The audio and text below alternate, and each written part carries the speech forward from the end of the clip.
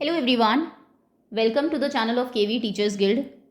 Students, today in this video we are going to do the last part of class 5th EVS chapter Super Senses. जो कुछ topics इस chapter के रहते थे आज इस वीडियो में हम लोग वो कवर करने वाले हैं. So we were on page number 8. Try this. For this activity you find a quiet place in your school. अपने स्कूल में घर पे एक शांत जगह ढूंढ लीजिए. Tell one of your friend to stand at a short distance and ask him to say something softly. अपने फ्रेंड को बोलिए थोड़ी दूर खड़ा हो जाए, कुछ आराम से कुछ कहे आपको. The rest of you should listen carefully. बाकी आप सभी लोग आराम से सुनेंगे. Then all of you put your hands behind your ears as shown in the picture. उसके बाद सभी अपने हाथों को अपने कान के पीछे ऐसे रख लीजिए.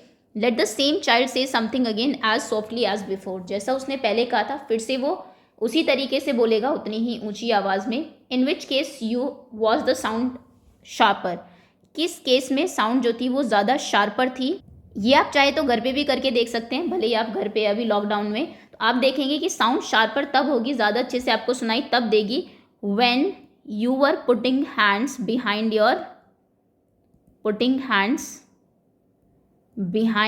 ईयर्स. जब आप अपने कानों के पीछे हाथ रखे हुए थे तब जो साउंड आएगी वो ज़्यादा शार्पर होगी. Put your hands over your ears and से समथिंग. अब कान के ऊपर हाथ रख लीजिए, कुछ कहिए. Can you here your own voice. क्या आपको आपकी खुद की आवाज़ सुनाई दे रही है? Yes of course. यस, अपनी खुद की आवाज़ पूछा है यहाँ पर. Sit near a desk. एक डेस्क के पास बैठ जाइए. Tap the desk once with your hands. अपने हाथ से डेस्क पे टैप करिए. लिसन केयरफुली, ध्यान से सुनिए उसको. Now put your ears on the desk as shown in the picture. अपने कान डेस्क पे ऐसे रख लीजिए. Tap the desk once again with your hand. फिर से अपने हाथ से टैप करिए डेस्क के ऊपर. फिर से सुनिए. Was there any difference in the sound. क्या कोई डिफरेंस था? Yes of course. जब आपने उसके ऊपर ईयर्स रखे हुए थे. When I put my ears on desk. Yes. When ears were on desk. जब ईयर्स जो थे वो डेस्क पर थे. The sound was sharper. Was louder, वो ज़्यादा आपको तेज़ भी सुनाई देगी एंड शार्पर भी होगी. Okay, this is how snakes hear. इसी तरीके से स्नेक्स जो हैं वो सुनते हैं. They do not have external ears. उनके कान बाहर नहीं होते जैसे आपके होते हैं, विच यू कैन सी. मतलब उनके कान आपको दिखाई नहीं देते. They only feel the vibrations on the ground. वो ग्राउंड के ऊपर वाइब्रेशन फील करते हैं जैसे आपके कान फील कर रहे थे डेस्क के ऊपर रखने के बाद. नेक्स्ट टॉपिक है आपका साउंड सेंड मैसेजेस. साउंड से मैसेजेस कैसे जाते हैं. High up on a tree. एक पेड़ के ऊपर. A langur warns other of danger like a tiger और लेपर्ड. एक लंगूर जो है वो बाकियों को अवेयर कर देता है, वॉर्न कर देता है अगर कोई टाइगर या लेपर्ड आ रहा हो. The langur does this by making a special warning call. लंगूर जो है ये एक स्पेशल वार्निंग कॉल होती है उसकी जो वो बोलता है. बाकी सभी एनिमल समझ जाते हैं कि कोई आसपास टाइगर या फिर कोई लेपर्ड है. Birds also give alarm calls to warn about the danger. बर्ड्स भी कई बार जो है वो अलार्म कॉल्स देती है डेंजर के बारे में बताने के लिए, खतरा अगर कोई होता है. Some birds even have a different sounds for different kind of danger. और कुछ बर्ड्स तो इतनी क्रिएटिव है, अलग अलग डेंजर के लिए अलग अलग साउंड होती है. फॉर एग्जाम्पल जैसे कि there is a different warning call if the enemy is coming from the sky. अगर आसमान से कोई ईगल या फिर ऐसा कुछ आ रहा है तो उसके लिए अलग से साउंड होती है. If the enemy is on the ground. Ground से अगर कोई आ रहा है तो उसके लिए अलग से साउंड होती है. उनकी ये जनरल है कि वो जिस आवाज़ में बोलेगी बाकी जो एनिमल्स है वो समझ जाते हैं कि अटैक कहाँ से होने वाला है, डेंजर कहाँ पर है. Fishes give alarm call by electric signals. Fishes जो है वो इलेक्ट्रिक सिग्नल से अपना अलार्म कॉल देती है. इंपॉर्टेंट लाइन है ये. पूछा जा सकता है कि कौन सा एनिमल इलेक्ट्रिक सिग्नल से आपको अलार्म कॉल देता है, तो वो है fishes. Some animals start behaving in a different way when an earthquake और storm is about to come. कुछ एनिमल्स जो है बहुत अलग अजीब तरीके से बिहेव करने लगते हैं जब कोई स्टॉर्म या फिर अर्थक्वेक आने वाला होता है, भूकंप आने वाला होता है. People who live in forest and can observe such behaviour of animals come to know of the danger. जो लोग फॉरेस्ट में रहते हैं वो देखते हैं कि एनिमल्स कुछ अलग बिहेव कर रहे हैं सभी एनिमल्स, तो वो समझ जाते हैं ज़रूर कोई जो नेचुरल कैलामिटी है वो आने वाली है. ये देखिए, इन December 2004 few tribes that live in forest of the Andaman Island noticed that animals behaving in a different manner. 2004 दिसंबर की बात है. जो कुछ ट्राइब्स रहती थी फॉरेस्ट में, जो लोग रहते हैं उनको ट्राइबल पीपल कहते हैं. अंडमान आइलैंड के फॉरेस्ट में जो कुछ ट्राइब्स रहती थी उन्होंने देखा कि एनिमल्स कुछ डिफरेंट मैनर में बिहेव कर रहे हैं. दे गेस्ड सम डेंजर. वो समझ गए कि कुछ डेंजर है, कुछ खतरा है. So they moved away to a safer part of the island, वो आइलैंड के एक सेफर पार्ट पर चले गए जो कि ज़्यादा सेफ था, सुरक्षित था। सून आफ्टर, उसी के बाद ही, the island were hit by tsunami but this people were saved, उस पर सुनामी आ गई थी और ये लोग बच गए थे क्योंकि उन्होंने इस बिहेवियर को ऑब्जर्व किया। Dolphins also make different sounds to give message to each other, dolphins भी जब एक दूसरे को मैसेज देती है तो अलग अलग साउंड जनरेट करती है। Scientist believe that many animals have a special language of their own, और साइंटिस्ट्स ये भी मानते हैं कि एनिमल्स की अपनी खुद की कुछ लैंग्वेज होती है जिसमें वो एक दूसरे से बातें कर सकते हैं, जैसे हमारी होती है। राइट, अब आपको यहाँ पर लिखना है, can you understand the sound of some animals, क्या आप कुछ एनिमल्स की साउंड समझ सकते हैं? Answer will be yes. किन की कुछ नाम लिखिए, विच एनिमल। आई थिंक कई बार कोई किसी के यहाँ पर अगर पेट डॉग या कैट है तो उनके बिहेवियर से वो समझ जाते हैं उनको क्या चाहिए, पेन हो रहा है, बाहर जाना है या फिर खाना खाना है ना, तो इनके समझ सकते हैं आप। उसके बाद पैरट का आप समझ सकते हैं। घर में अगर आपका डोमेस्टिक एनिमल है, सिर्फ बफेलो या काऊ कई लोग पालते हैं, तो उनके बिहेवियर से, उनकी आवाज़ से वो समझ जाते हैं कि भूख लगी है, प्यास लगी है, क्या हुआ है। तो उन एनिमल्स के नाम आप यहाँ पर लिख सकते हैं, काऊ, कैट, शीप। अगर किसी आप नहीं समझ सकते, अगर आपने उसको कभी देखा नहीं है, आपने शीप कभी देखी नहीं, पहली बार जाओगे वो ब्लीड करती रहेगी, आप नहीं समझेंगे, लेकिन जो उनके पास रहता है हमेशा ही, वो ज़रूर समझ जाएगा। Do some animals understand your language, क्या कोई ऐसे भी एनिमल है जो आपकी लैंग्वेज समझते हैं? इसका भी आंसर येस होगा। कौन से? डॉग्स ऑब्वियसली, कई लोग तो डॉग्स को बहुत ट्रेंड भी करके रखते हैं, जैसा आप कहेंगे बिल्कुल वो वैसे ही करेंगे, बैठने पर बैठेंगे, है ना। कुछ आप फेंकेंगे तो कैच करके उसको आपके पास लेके आएंगे। ओके, कैट्स ऑल्सो अंडरस्टैंड, जो पेट कैट्स होती है वो भी समझ जाती है। उसके बाद पैरट आपकी बात समझ सकता है, एंड काऊ भी कई बार, जो आपके डोमेस्टिक एनिमल्स हैं, कुछ आप कहते हैं तो कुछ वो समझ लेते हैं कब आपको गुस्सा आया होता है। ओके, ये सब चीज़ें ये आप लिख सकते हैं। बाकी डॉग्स, कैट और पैरट तो आप लिख ही सकते हैं। से इट विद साउंड्स, साउंड के साथ ये आपको कहना है, just like birds and dolphins you can also make your own language of sound for giving messages. जैसे बर्ड्स की अपनी साउंड होती है, आप भी कुछ साउंड ऐसे जनरेट कर सकते हैं अपने फ्रेंड्स के साथ मिलकर। जब मैं ये कहूँ, होती भी होगी आई एम श्योर आपकी, जब मैं ये बोलूँ तो मतलब मैम आ रही हैं, है ना, ऐसा कुछ। Remember you have to talk to your friend with only sounds, no words. ध्यान रखना, सिर्फ साउंड आपको करनी है, वर्ड्स नहीं बोलने। How and when will you need to give an alarm call, for example when the teacher is coming to the classroom.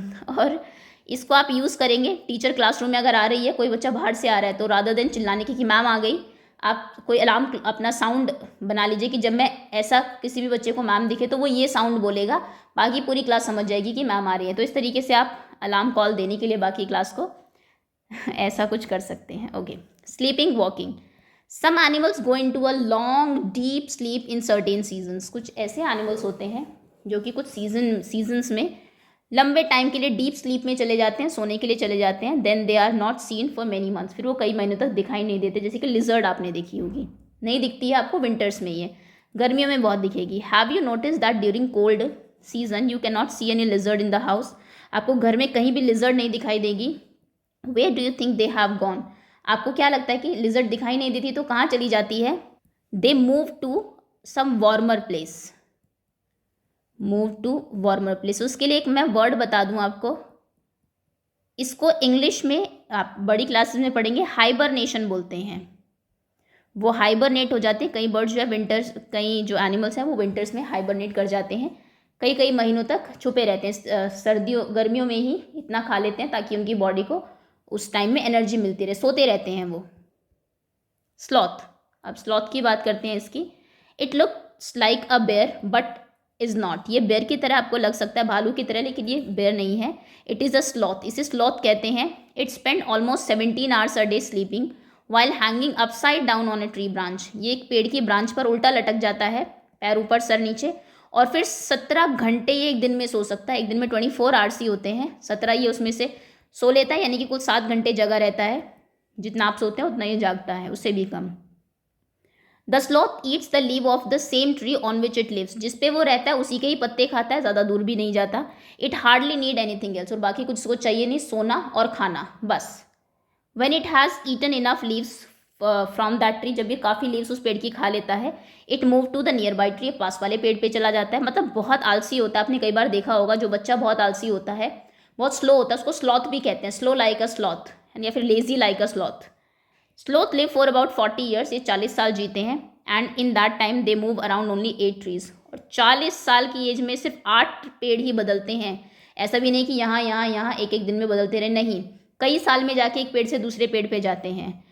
Once a week it comes down from the tree to relieve itself, और हफ्ते में बस ये एक बार, week में सिर्फ एक बार पेड़ से नीचे आते हैं अपने आप को रिलीव करने के लिए, थोड़ा रिलीव फील कराने के लिए।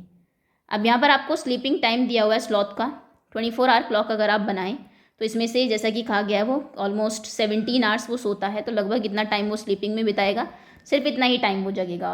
Okay, almost 6 to 7 hours. ऐसे ही यहाँ पर आपको लिजर्ड का दिया हुआ है, विंटर्स का। लिजर्ड विंटर में आप जानते हैं सोती ही रहती है हमेशा ही, तो इसमें आप क्या करेंगे, सभी ये जो है इनको कलर कर दीजिए, क्योंकि पूरा टाइम वो सोने में ही बिताती है। विंटर्स का पूछा है इसीलिए पूरे इसको आप कलर कर देंगे। ओके, चलिए आगे आते हैं। If you were to show a sloth's daily routine in 24 hour, this is, इस तरीके से क्लॉक बनेगी। लिजर्ड का हम लोग ऐसे बनाएंगे पूरा कलर करके।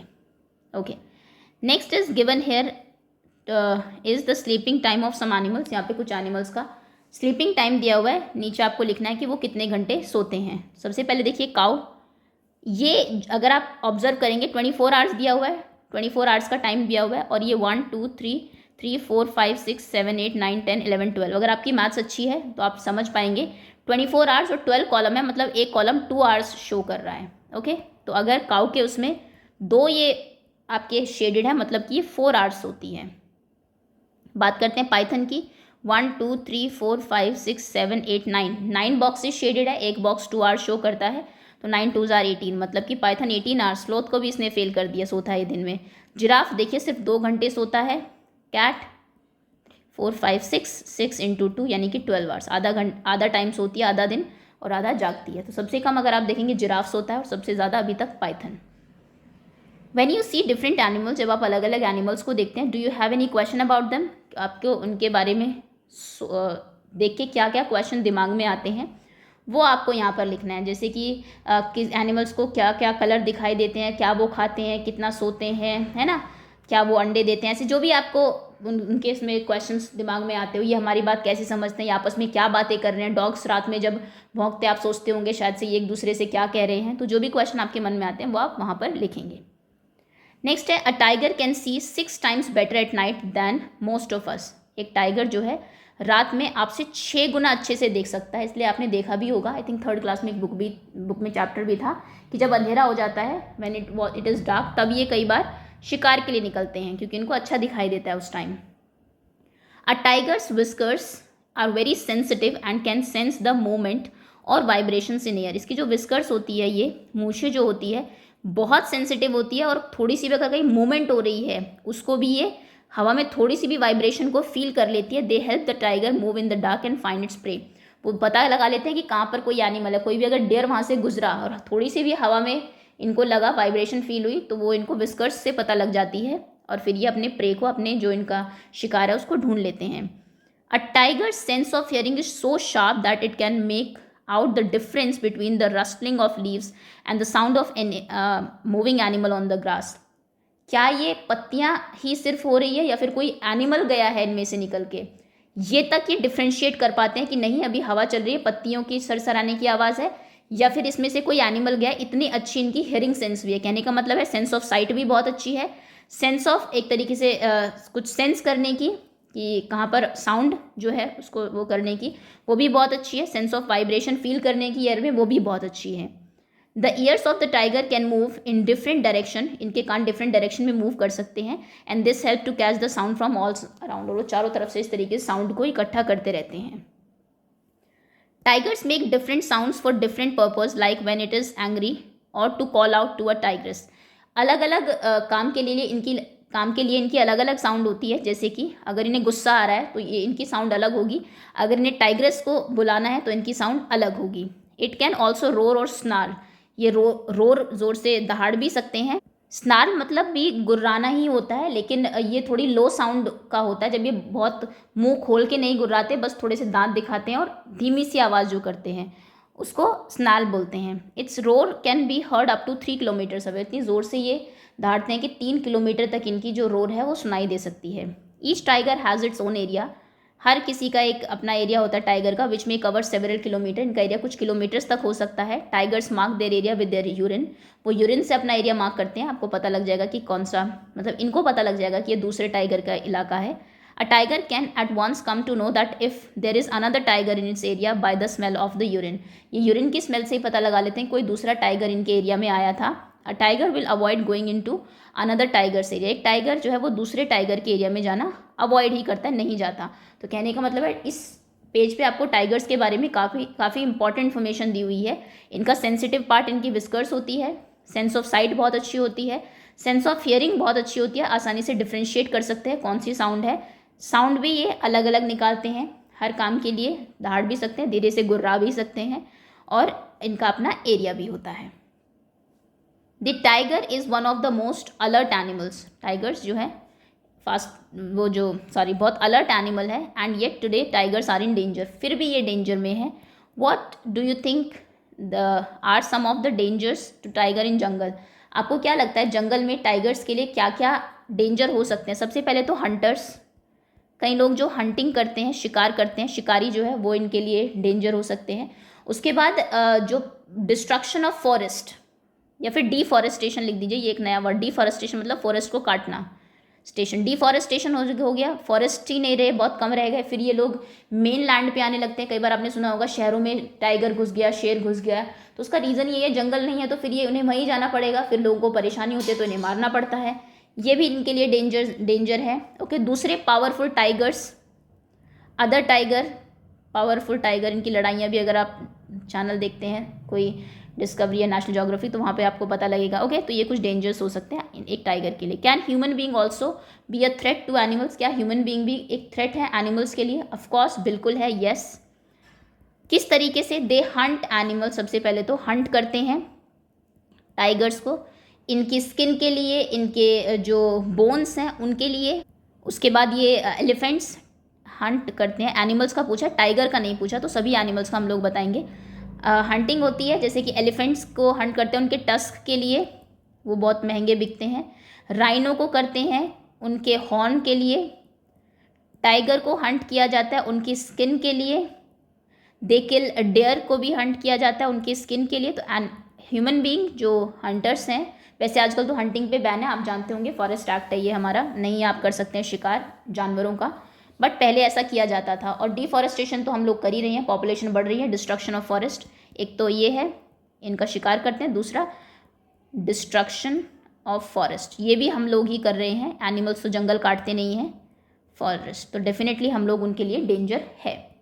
Next, do you know that today many animals are killed and their parts are sold. आप जानते हैं आजकल बहुत सारे एनिमल्स जो हैं वो मारे जाते हैं, उनको बेचा जाता है। जैसे कि अभी मैंने बताया अभी आपको, एलिफेंट्स के टस्क बेचे जाते हैं, राइनो के हॉर्न, टाइगर्स, क्रोकोडाइल और स्नेक की स्किन बेची जाती है।